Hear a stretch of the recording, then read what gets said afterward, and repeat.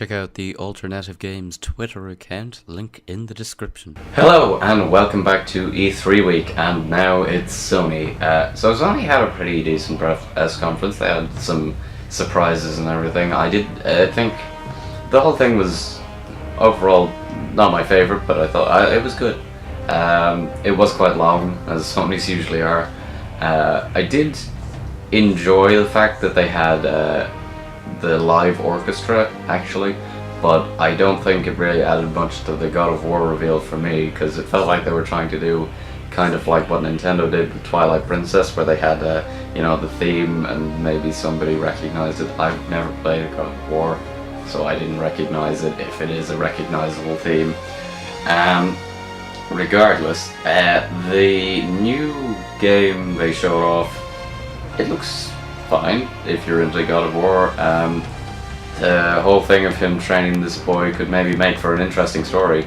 I don't know, I know after the first one, God of War games just kind of became like spectacles. I don't know if that's true, but that's what I've heard. So maybe this is them trying to create a slightly more intimate story and mix it with the usual massive battles that are indicative of God of War. So yeah, it looks good. Looks very graphically impressive. Days Gone. I have one thing to say about this. Last of Us on motorcycles. For anyone who doesn't know that, it's a Yu-Gi-Oh! Abridged reference. Look it up. It's quite funny. But no, seriously, like, I couldn't care less. They seem to be trying to do maybe like almost like a Dynasty Warriors, where there's just hundreds and hundreds of enemies.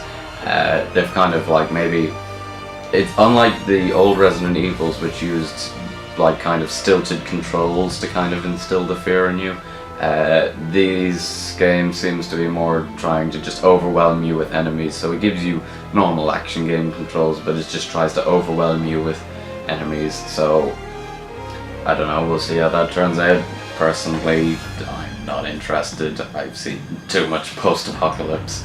Although, speaking of which, they did also have Horizon Zero Dawn, which the gameplay still looks brilliant. Especially the way you can kind of jack into enemies. It's a bit like Avatar. I think the narrative is starting to show where it may be a bit thin, just a generic kind of like, I must go on a journey kind of thing, but certainly I can't wait to try that one out, because the gameplay just looks great. The way you can pin down enemies and the way you can craft arrows and whatnot. They also showed off The Last Guardian, which is ridiculous. I think it's been 10 years since that game was announced, and we now know when it's coming out. It's coming out October 25th, 2016. Quite excited to play it, to be honest. They also showed off Detroit Become Human. Interesting. They seem to be very much going for that kind of like alternate ending kind of storytelling, almost like a Telltale game, but it seems a bit more natural in this, and it seems like there's actual consequences. Might be interesting, could be a bunch of pretentious overblown crap, the way these kind of games go. But definitely I would like to try that one out. That one looks a bit more interesting than, say, some of the other ones. Like Heavy Rain was still relatively linear.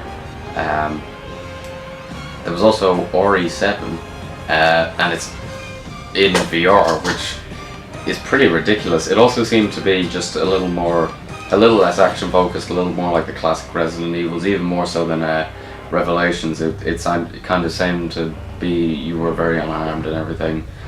So hopefully that's a sign of things to come. There were a lot of VR games though.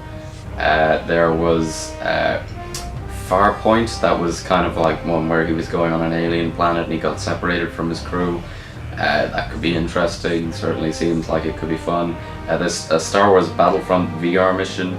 To be honest, I don't know why they didn't just put first person in the game and just allow you to play the entire game in VR, but maybe there's some game design reason, I don't know. Also, Rocksteady are making a Batman VR game. That is interesting. It should hopefully make up to Batman Arkham fans, because I know a lot of people are kind of a bit disappointed with the kind of remake, which is kind of changing some things up and doesn't even look as good really as the PS3 or Xbox 360 version. But yeah, Batman VR could be interesting. We know nothing about it, so I'm not even going to comment. Crash is getting remakes, which is probably going to be fun. Also, he's in Skylanders, which is probably just... does anybody care at this point? I mean, like, Spyro was in Skylanders, it didn't really mean much. Don't know, Crash being in Skylanders isn't the most amazing thing. Final Fantasy 15 will be playable on PlayStation VR, we found out, which... I don't really know if that'll add anything to that game, but we'll see. Like, the game is very visually impressive, so it'll probably look great in VR. But it's sort of showing me that maybe some of these VR games aren't actually experiences made to take advantage of VR, and it's just going to be a bit like the Wii, where we get a slew of titles that just kind of like have a VR mode that doesn't add anything to the gameplay and is just kind of gimmicky and is just kind of to go along with the trend. PS4 owners are getting Modern Warfare early. I don't really get these kind of early exclusive things. I don't get why they matter so much to people, but that's a thing. There's also the Star Wars Force Awakens, and I got a new trailer, the Lego one. Really nothing much to talk about there. It just looks like another fun Lego game. We heard of Kojima's game. We saw a little bit of it. It just kind of looks like they're trying to do basically what they were trying to do with PT, but now they're doing it a bit, you know, on PlayStation exclusively. It was called Death Stranding. It's probably going to be very interesting. I'd say that's a lot of people's announcement of the conference, because it's kind of a big, you know, standing up against Konami and everything. But my announcement of the conference is actually interesting. I'm very interested to see what happens with the Spider-Man game that Insomniac are making, because I would have thought, I heard rumors of this, and it was rumored that Sucker Punch was going to make it, which would make much more sense. They make all the infamous games and whatever. But Insomniac are very good with comedy, so they will be definitely able to do the quips for Spider-Man. But it'll certainly be interesting to see if they can pull off the whole gameplay, because we saw in the trailer him doing some pretty cool acrobatic feats, and if you were actually able to do that in normal gameplay, that'd be really cool, and that's why I'm really excited. I don't think it's going to be some masterpiece of a game, but I do think it's going to be a lot of fun. So Spider-Man game is probably my announcement of the conference, and hopefully it's good. So thank you very much for watching. Please like if you liked the video. Try and start a discussion down here about what you thought of the Sony conference. Please subscribe if you have not already, and see you.